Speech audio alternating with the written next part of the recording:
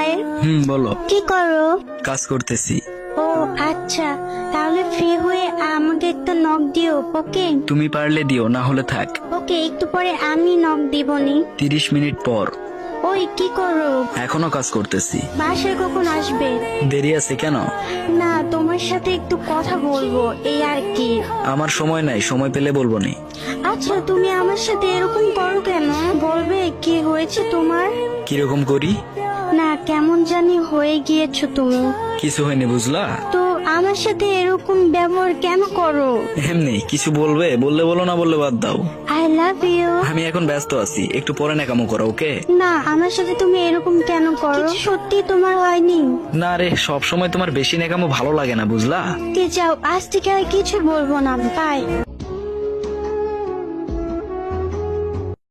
ওকে যাও। 3 মাস পর। হাই, কিরে আসো? হই আর নক দাও না এখন, কি হয়েছে তোমার? এতদিন পর হঠাৎ? না, আর মেসেজ দাও না তাই আর কি। হা, এখন তো আর মেসেজ দেওয়ার অধিকারটা নাই রে আর। কেন, কি হয়েছে? আমার বিয়ে হয়ে গিয়েছে, 1 মাস হতে চললো প্রায়। আবার সেই ন্যাকামো। মজা নিচ্ছ? না, মজা না, সিরিয়াসলি বললাম। ওকে বাই, আমার স্বামী আসছে। अगर मुझे तू कभी ना मिले। কিছু ভালোবাসার সমাপ্তি সামান্য অবহেলার কারণে ঘটে।